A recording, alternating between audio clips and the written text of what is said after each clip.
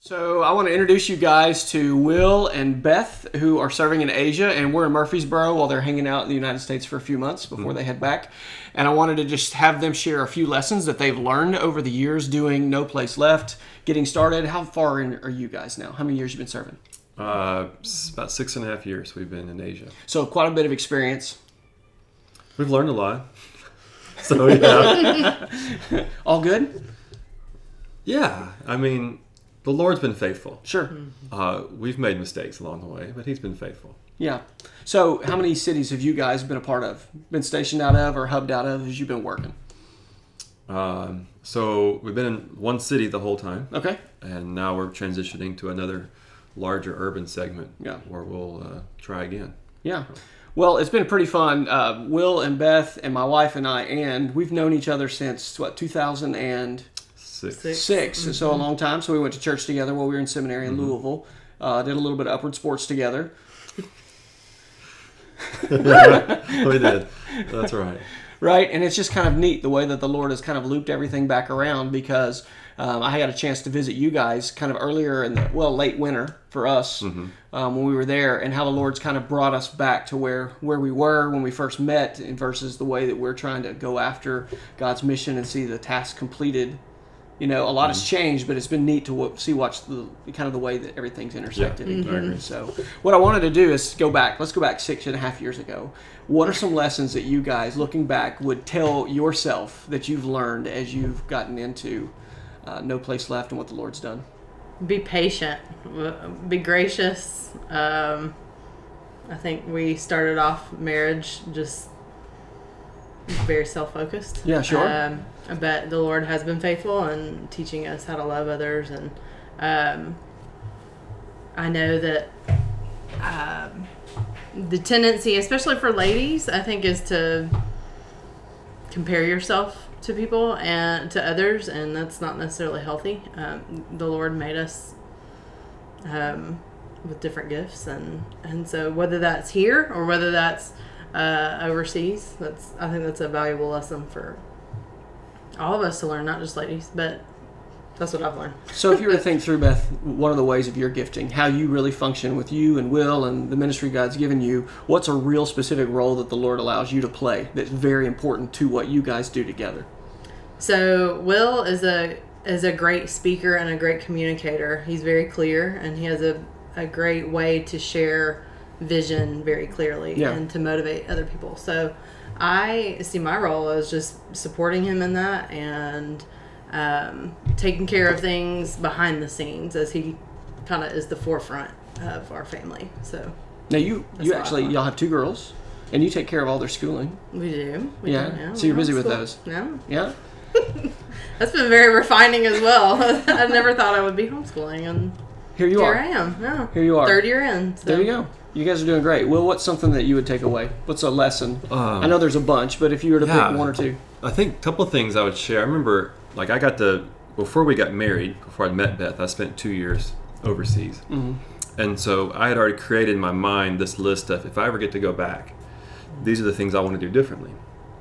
But that perspective was from not married, no kids. Yeah, of course. So when we landed on the field when we got overseas with a 2-year-old and a 1-year-old, and a wife who'd never lived full-time overseas before, and I'm trying to implement all these new things I want to do to make my previous term better, that didn't really go very well. Yeah, of course. My expectations were they just weren't going to be met. And then that caused frustration, which then caused tension, and it just snowballs, right? And so the thing that we had to learn is, okay, we're starting fresh. So I know with NPL, just from what I've seen, there's a lot of younger people involved. Yeah. And they're go-getters. Well, they're going to have families eventually. And so I think one of the things that I've learned is that different seasons of life require different stages and different activities. That's good. Yeah. Right. Yeah, you have to function very differently. And if you're not ready for that, so I mean, there are certain families that I know that we've been mentored by that came out with no kids, and they had kids, and not much changed with them, and that was okay.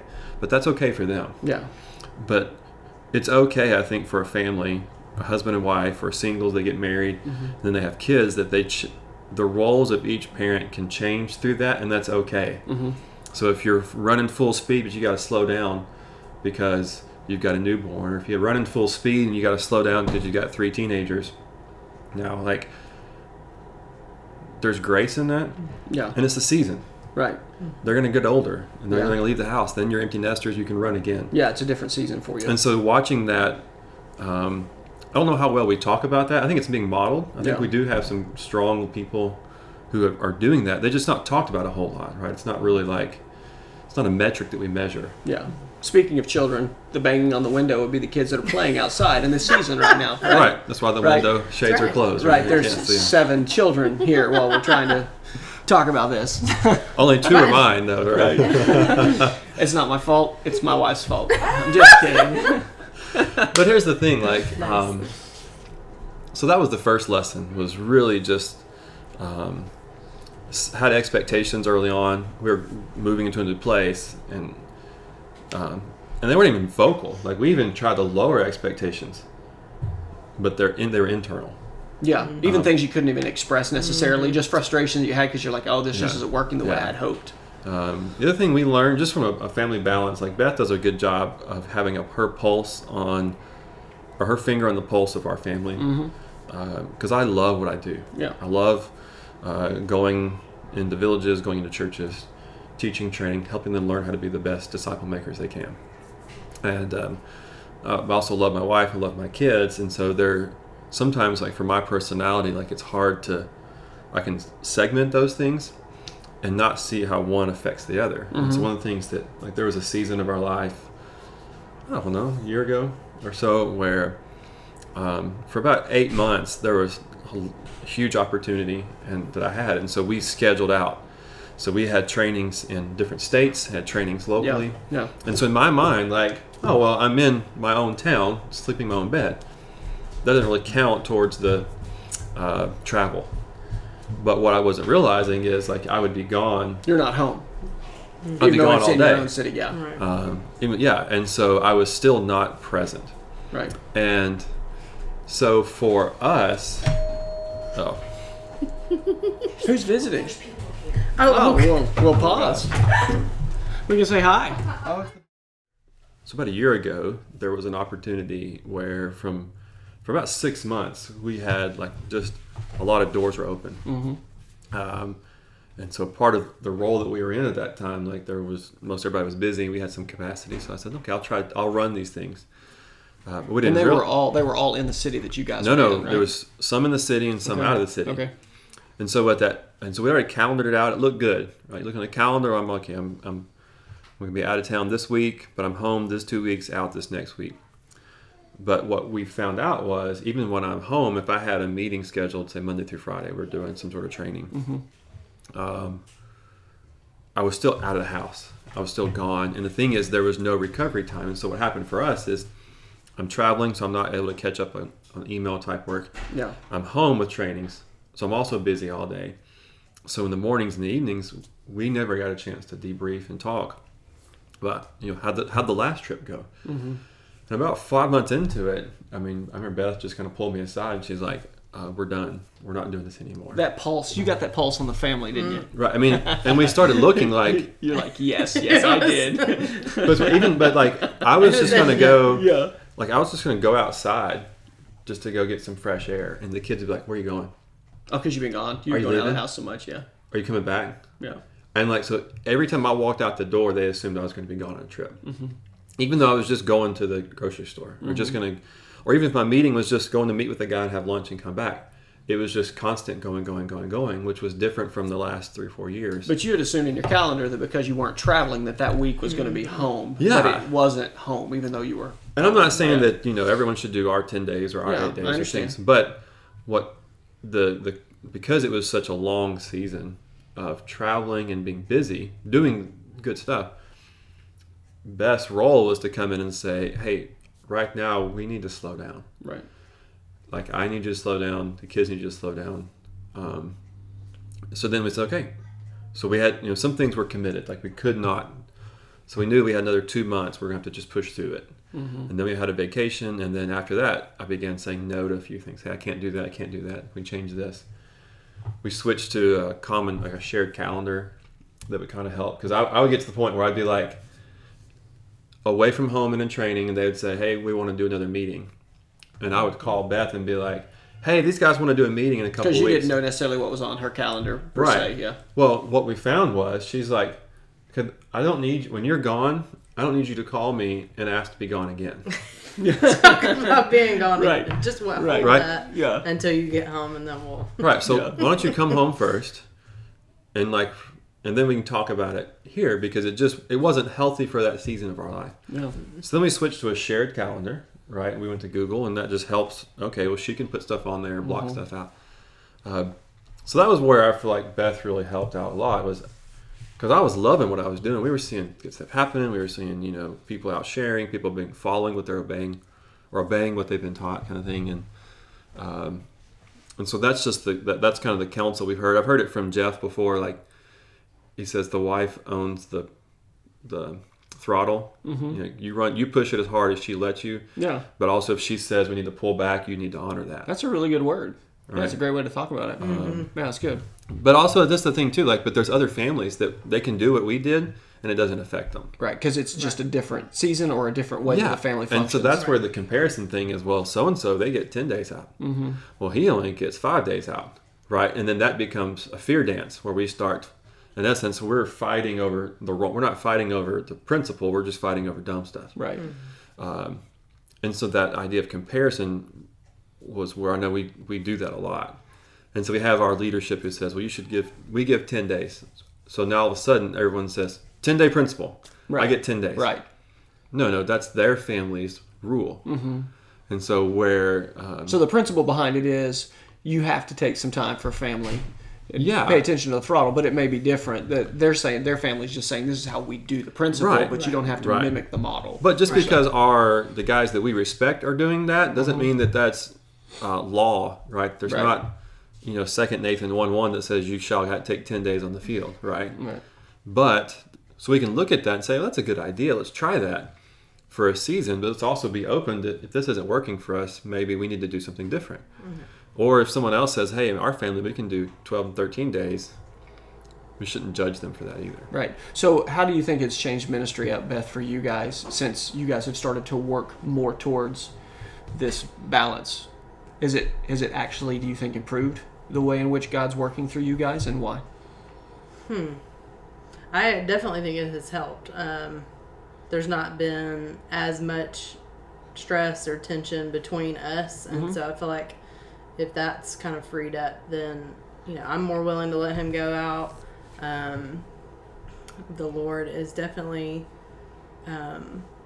bringing people to him through those that Will's able to train, and so that's been really encouraging as far as just communication. Just that simple tweak of our communication style has helped, and that's been just really the Lord's grace to show us that to be what he wants us to be and to do what he wants us to do. So it wasn't this massive biblical principle you had to overcome. It was literally just a simple little tweak of communication on how you guys function as a family, and then realizing at that point, hey, stop trying to be like other families. We need to be like our family and do what works for us, because you're sold out. There's a difference too. You guys are sold out to God's mission.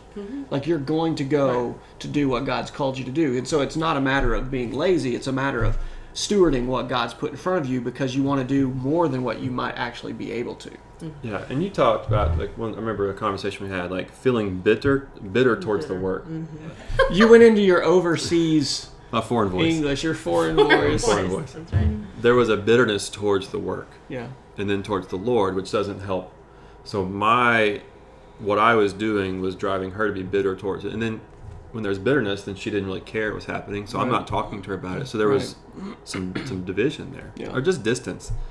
But when there's joy, now I come home and she wants to hear, and we talk about it. And now, because of that, now she's more involved in what I'm doing, instead of just being sidelined as the homeschool mom. We're participating, we're sharing.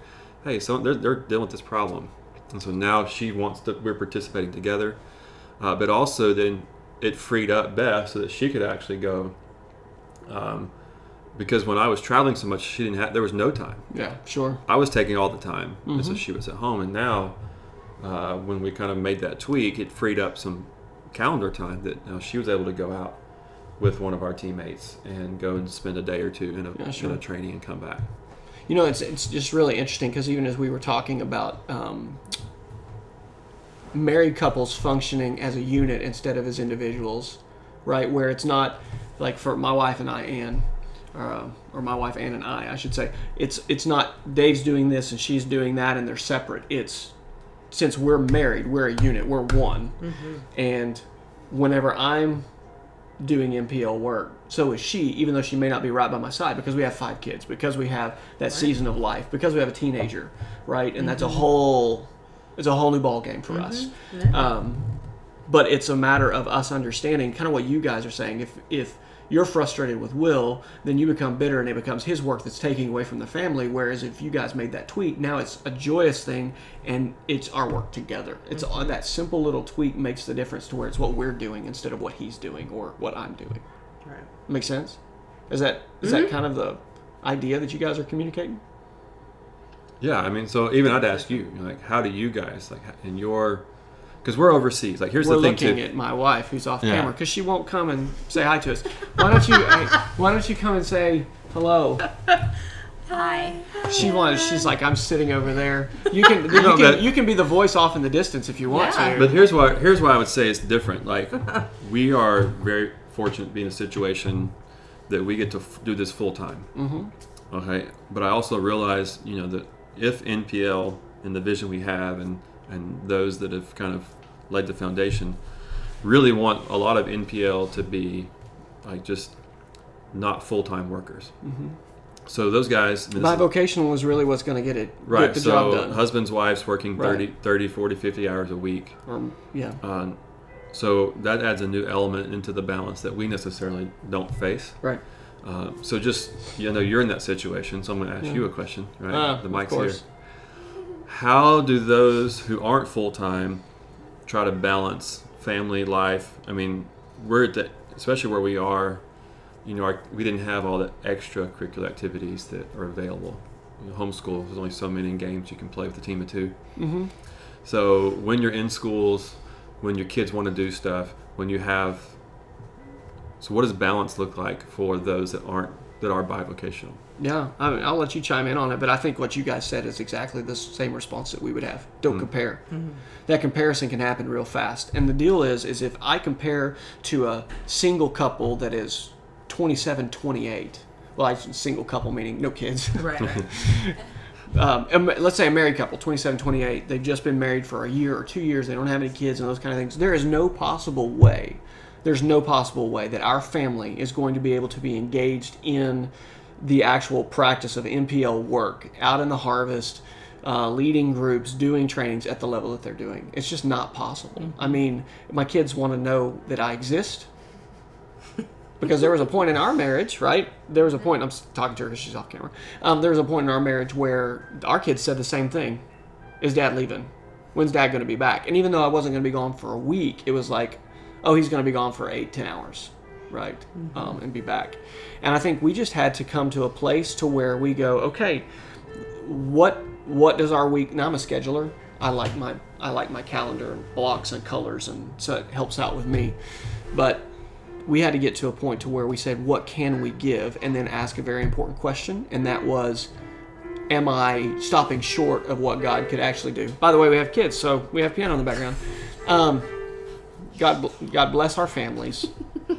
How much can we give? And then asking the question, can we give a little bit more? I think that's a really good test for us is whenever we're giving what we think we can give, then let's try to push it just a little bit more and say, we're going to give everything that we can at this point. And then I like the idea of the throttle. Actually, I'm going to use that quite a bit. That's a great illustration. I got it from Jeff, I know. Well, we get everything from Jeff. But comparison is a killer. Mm-hmm. Is a killer. What's your thoughts? Voice in the background. I don't know. Well, I mean, we went through a significant year in our marriage, right, where we were trying to figure out what it looks like. Yeah, I was just, I don't know. I just got to the point where I was dreading. Not dreading, but I was kind of like I didn't like it. I didn't like it at all because he was gone all the time and he was going and doing, and I was just like, oh my gosh, where are you? Like, I'm here at home with the kids and he's gone, and I'm just like, I don't know, guys. Like, I don't know when he's coming home. I'm not, like, yeah, that was like the worst, is they were always asking me, when is Dad coming home? And I'm like, I don't know when he's going to be here. And it just got to the point where I was just like, I don't want to do this. Like, that was my whole thing, is I was like, I don't want to do this. And we just had a come to Jesus meeting together. I mean, it was like a year of our marriage. We were locked in the bathroom inside of our bedroom so that our kids couldn't get to us while we had our come to Jesus meeting. Yeah, I mean, we did. Because I was just like, okay, I can't do this anymore. Like, you can't just leave us behind so that you can go do this. Like, that's just not going to happen. And then after that, we kind of made changes, and now it works. No. So. And it really, I think even what you guys said is why we resonated with what y'all's discussion was, is because it really came back to, there was a bitterness that was raising up because I was leaving them behind, and it was my fault, right? I wasn't bringing my family along with it, and I was having bitterness that was starting because I was looking at them as a hindrance instead of as a partner. Right? You're keeping me from doing the Lord's work. Yeah. Well, no, you are as much the Lord's work in my life as the people who aren't in my family. And so I think that element, what you even said, Beth, where you're like, the joy, you guys brought it back up, that the joy came back and you wanted to hear the stories, was that moment at which, okay, that's when our relationship, we're doing this together. So the bitterness says, we're not doing this together. But the joy says, okay, we're on the same page, we're doing this together. Now, that doesn't mean everything's been perfect and we haven't had our discussions, and she hasn't had to say, we'll use the throttle illustration, yeah, you need to pull off the gas a little bit. Because I tend to be... You don't say. I tend to be like, let's push it to the bottom of let's pedal to the metal and run. But, yeah, I think that joy is huge. What would you guys, I'm going to toss one more question back to you.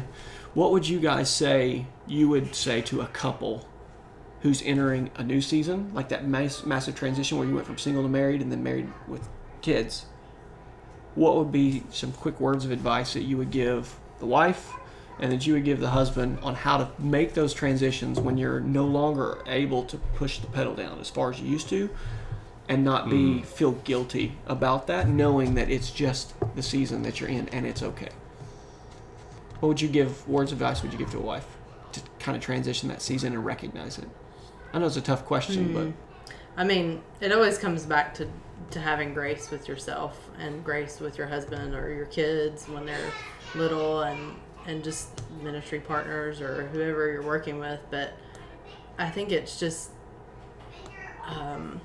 what is it? It's not vanity, but it's just like, well, what are they going to think about me? I can't balance everything. I can't speak like my husband, or I can't juggle my toddler while I'm out of training. I can't do all these things. And it looked really good. And so it's just having grace with yourself, have grace with your husband, that he's not going to know exactly what you need unless you communicate with him. Yeah, I think that's something that I missed out on. I think a lot of things became focused for me. Well, I can't do all these things, and woe is me. So, do you think that you had a better view of the other ladies that you were working with than that was actual reality for them? Like, oh yeah, did you look at them and think, they're like super moms, they're nailing it, you know, and I just can't do that. And then the reality was behind the scenes, they would have said, yeah, I don't know, I don't have it all figured out, but we're just walking in the Lord daily and trying to serve Him in whatever way I can. It's good. What do you think, Will? I think that for the husband to remember that he can also disciple his wife and his kids, and that counts as ministry, right? Like, we think. Can we just say that again real quick? Let's say this, okay? Parenting and discipleship are not different, right? And I think for me, when both of my girls follow Jesus, and I'm like, I got to start discipling them now. Wait a minute, parenting is messy, discipleship is messy. Does the same thing. Like, stop parenting our kids, we need to start discipling our kids. And so it's not, so there's this feeling, I feel like, that, well, that doesn't get reported, and so therefore it doesn't count. The other flip side of that is, there are others who, some of their kids are really good, like maybe their kids have different giftings, and so their kid's a great evangelist or a great trainer. Right. Well, maybe my kids aren't going to be that. And that's okay, right? And that's okay. Right. But as the seasons change, like parenting, communication has to change. And so just when you think you've got it figured out, don't ever get content. Like, always having conversations. Hey, where are we at now? Where are we at now? Just like we assess strategy, whether it's an urban or a rural setting, what do we need to grow in? Like for a new husband or a new dad, you're learning more about your wife, about your kids, and so it's constantly reassessing with your spouse, getting away, having those little weekend getaways, daily getaways, a couple hours here, where you're just focused on how are we doing, what's the health of our family, and then making those changes and being confident that that's what the Lord has for you.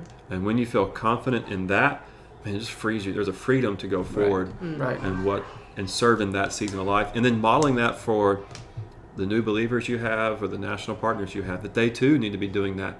And that's going to be different for their family as well. This morning I was reading just Psalm 139 again. I just love it because it's the whole idea that basically God's formed me, God's planned my days. No matter where I go, He's going to be with me. No matter what I do, He's already seen it, understands it. No matter what I think, He knows the thought. No matter what I say, He's seen the word.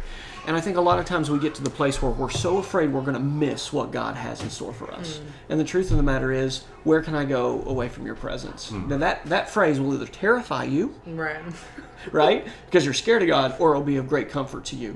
That no matter where our family is, no matter what season we're in, no matter what location that we're living in, no matter how much we can give to the mission at this point in terms of outside of our family versus how much we have to give inside of our family, the point is we're serving the Lord in everything that we do. So whatever we do it all to the glory of Jesus Christ. And that relationship with God and knowing He's going to walk us through those seasons and nothing's going to surprise Him. I don't think God's up there going, well, you didn't quite give just the amount that I thought you were going to give. Right? But the walking with the Lord is the peace, right? Where we're going to say, God, what do you want for our family? And realize, as long as we're not telling Him no, we're walking the way He wants us to do. And when we make mistakes, it's all right. He's going to get us there.